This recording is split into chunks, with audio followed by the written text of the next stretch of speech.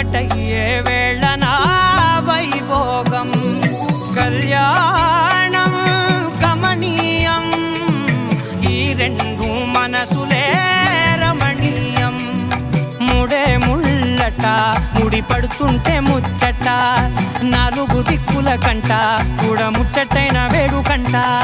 ఆ పంచభూతాల తోడుగా ప్రేమ పంచుకొనే పండగంట